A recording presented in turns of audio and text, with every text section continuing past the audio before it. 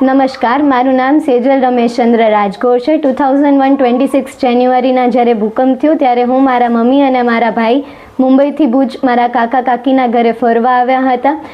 જ્યારે ભૂકંપ થયો ત્યારે અમારી જે બિલ્ડિંગ હતી લાલ ટીકરીમાં શાહ પોઈન્ટ એ ફક્ત 3 માળની હતી, પણ બાજુમાં જે બિલ્ડિંગ હતી જૈન ભુવન એ ઘણા વધારે માળની હતી ને આખી અમારા બિલ્ડિંગ પર કોલેપ્સ થઈ. તો ઓલ્ધો અમે ગ્રાઉન્ડ ફ્લોરમાં રહેતા હતા, બટ જે આખી કોલેપ્સ થઈ એના કારણે બધું જ વિનાશ પામ્યું. અમારા પરિવારના 5 સભ્યોનું અવસાન થયું, જેમાં મારા માતા, મારા ભાઈ અને મારા કાકા કાકીના 3 સંતાન, 2 ભાઈ અને એક બેનનું પણ અવસાન થયું. એના પછી જ્યારે મને સાંજે 5 વાગે બિલ્ડિંગમાંથી કાઢ્યું ત્યારે મારું જે પગ હતું એ ઓલરેડી કપાયેલું નીકળ્યું હતું. મને પહેલે ઇઝરાયલનો જે કેમ્પ હતું એનામાં સારવાર આપીને પછી મારો માસીનો દીકરો છે દીપકભાઈ, એ મને હેલિકોપ્ટર થ્રુ મુંબઈ લઈ ગયા ને ફર્ધર સારવાર ત્યાં થઈ.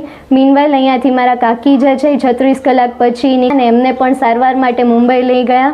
સારવાર પછી એવું થયું કે મારા માતાનું મરણ થયું હતું, તો પછી મને કાકા કાકીએ એડોપ્ટ કરીને એમણે જ પછી મારું ઉછેર કર્યું ને હું ફક્ત 13 મહિનાની બાળકી હતી. તો એમણે મને બહુ મહેનત કરીને પ્રોસ્થેટિક લેગ જે છે એનામાં ચાલતા શીખવાડ્યું. હું બહુ રોતી, એમ નાની બાળકી હોય તો એ ડરી જાય કે આ શું વસ્તુ છે, પેઇન પણ થતું હોય, તો એમણે મને બહુ જ મહેનત કરીને ચાલતા શીખવાડી. ફરી અમે ભુજ આવ્યા અને ભુજમાં સેન્ટ ઝેવિયર સ્કૂલમાં મારું એડમિશન થયું.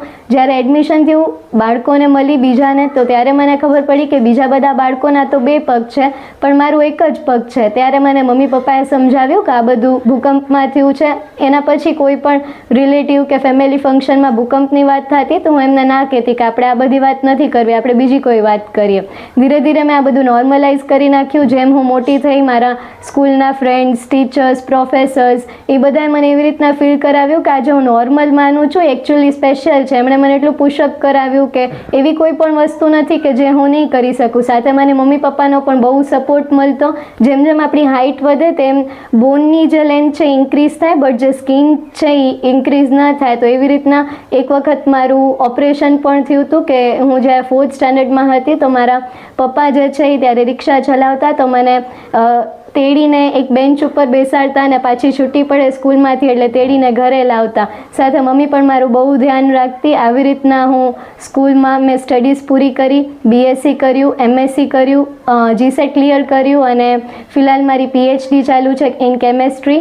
હમણાં હું જોબ પણ કરું છું SLVP દેસલ પર, જેમાં 9th 10th ને હું સાયન્સ ભણાવું છું. હજી પણ મેઇન ગોલ જે છે મમ્મી પપ્પાનું કે હું પગભર થાઉં, આત્મનિર્ભર થાઉં, તો એના માટે તો હું ગવર્મેન્ટ જોબ લઈને જ જંપીશ. સાથે હું એ પણ કહેવા માગું છું કે મારા મમ્મી પપ્પાએ મને બહુ જ અથાગ મહેનત કરીને પોતાના એકદમ સગાથી પણ વહાલા દીકરીની જેમ મોટી કરી છે. તો એમના માટે હું ગવર્મેન્ટ જોબ તો લઈશ ને બીજા જે પણ મારા જેવા વ્યક્તિ છે કે જે લાઈફમાં કંઈ કરવા માંગે છે તો હું એ જ કહીશ કે લાઈફમાં એક ગોલ રાખજો, એ ગોલને ડ્રીમ બનાવજો ને જ્યારે આ તમારું ગોલ એ ડ્રીમ બનશે તો તમારી સક્સેસ રિયાલિટી ચોક્કસ થશે. Thank you.